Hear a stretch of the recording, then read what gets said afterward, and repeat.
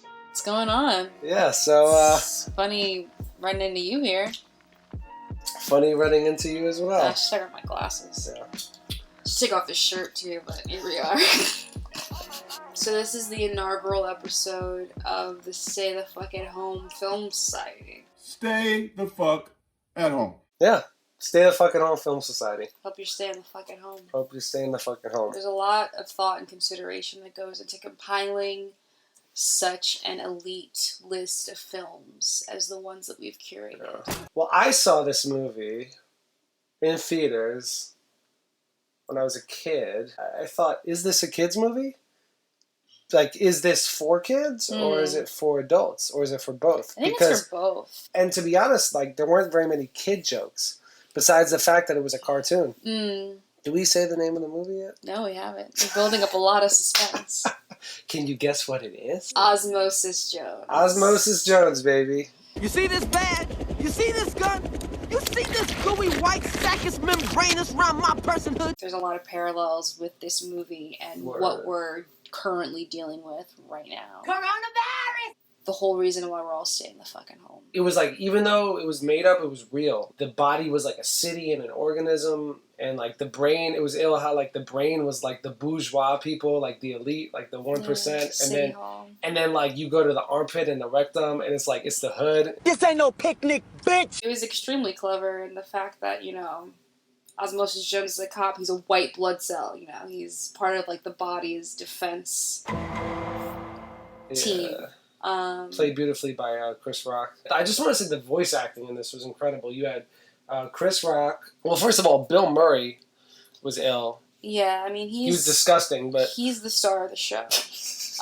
City of Frank. Yeah, we had the Ron Howard cameo. We had Laurence Fishburne playing the bad guy. Molly Shannon. Brandy playing the conscious. The way they broke everything down, I mean, the way that they just personified all the components of the human body and how they all had their own jurisdictions, and like it was incredible. The way that they personified the virus was brilliant. You got the sweat glands in the armpit, and they're like the mafia, you know, and like the they're fake chilling Godfather. in the saunas as like Frank is sweating and smelling awful. The virus strolls in, played by the illustrious Laurence Fishburne, and you know the mafia dude's like, "Yo, what? You think you're Ebola or something?" And he's just like, "Ebola is like a case of dandruff next to me." He's like, "Fuck out of here!" Like shit, like fuck. Okay, do you think that like blood cells and viruses and stuff could like be conscious? Like could like actually have like agendas? Like, oh, like I'm conscious. Couldn't we just be like a cell inside of like a bigger organism? Yeah, for sure. Yeah. It's bugged out. It was beautiful. It was a beautiful film. What happened with that film? Like, did it flop? Like, what happened with it? Well, it's Warner Brothers. It's not Disney. Did Disney like put the kibosh on it? It's considered a flop. How much did it make? It cost $75 million to make, and it made $14 million. Damn, it lost a lot of money. So in case you haven't seen Osmosis Jones since you were 10, Bill Murray's a fucking slob.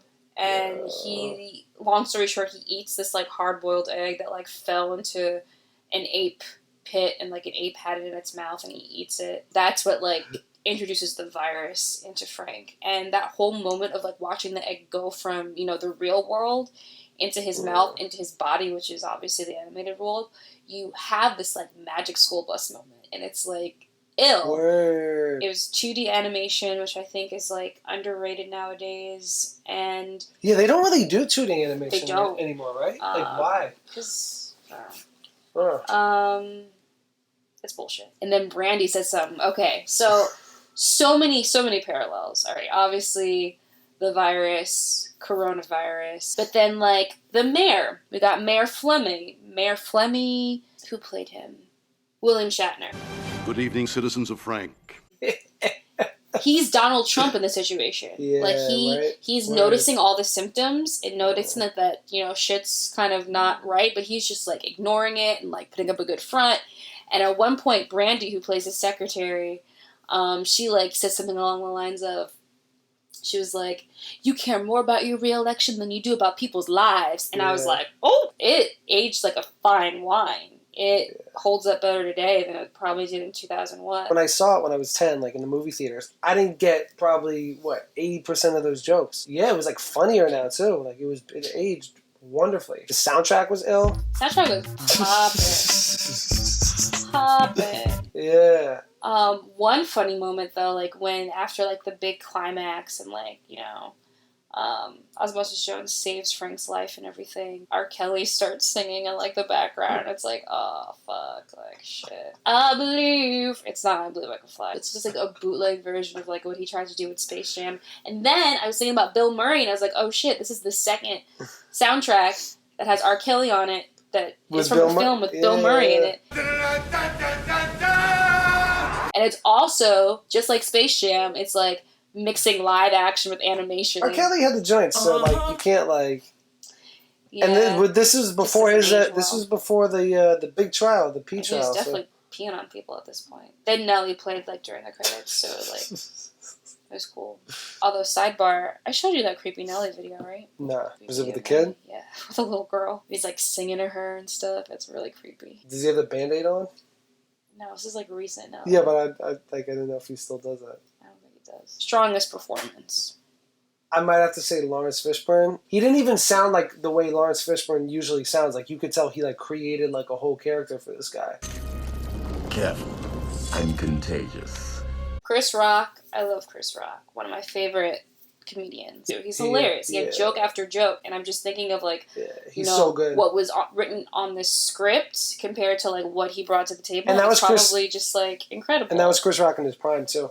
However, watching it, his cartoon form does not fit with his voice. There's like a disconnect. Whereas when I was watching Laurence Fishburne, I was completely like in all elements, like his mannerisms fit with his voice, like his voice. Well, that's because Laurence Fishburne's a real actor. Yeah. So.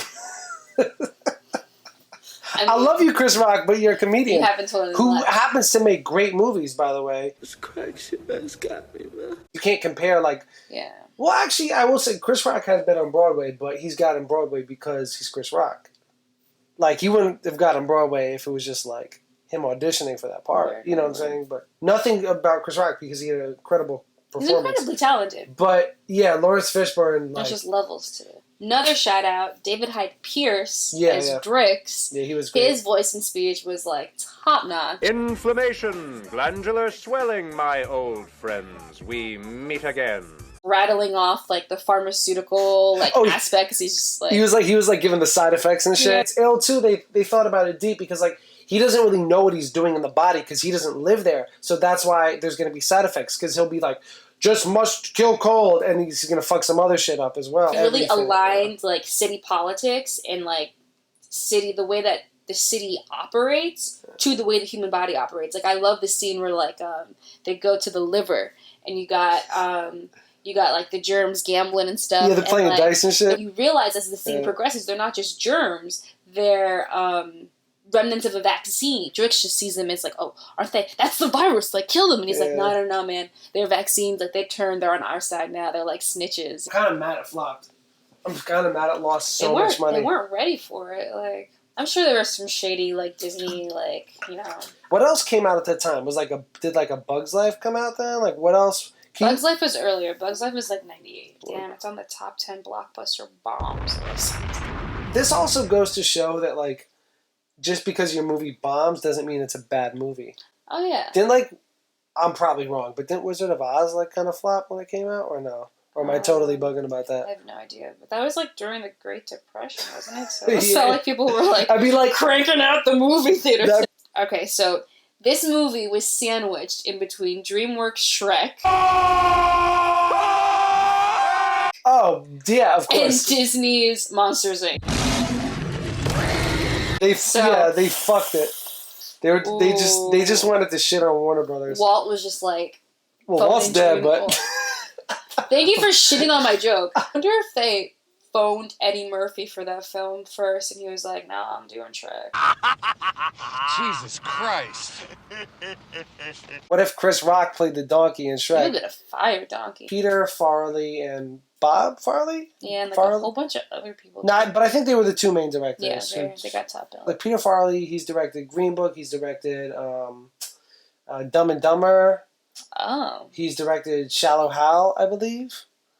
So like you could tell the type of shit, but like it's all funny shit. You know, it's like everything he's directed has been hilarious. Shout out to Molly Shannon. Shout out to Chris Elliott. Yeah, Chris Elliott. Hilarious. Yeah, who's friend, Perfect right? casting. In terms of our rating system, we got a very scientific rating system, and it's toilet paper rolls. So I'm giving Osmosis Jones 5 toilet paper rolls. wow, A full 5. I feel like I like this as much as I enjoy like even like a Who Framed Roger Rabbit. My experience while watching it was a 5 toilet paper roll experience. I would give up 5 rolls of toilet paper to watch Osmosis Jones. I'm trying to compare it to other like 5-roll animated films. I feel like if I were to revisit those films, I would have probably been visually dazzled. My emotions probably would have, felt a little something. But there might have been a part of me that would have been like, oh, but this was better when I was a kid. And like, it's more catering towards like the child within me. And I feel like this film, fine wine. I think it probably supersedes most animated films that I would revisit as an adult. So I'm going to go ahead and co-sign your 5-star, your 5-roll rating. I enjoyed it. It made me think. It was relevant. What they did with the 2D animation, amazing. The voice acting, top notch. Like if I could, all-star cast. Yeah. And they do the whole sentimental thing.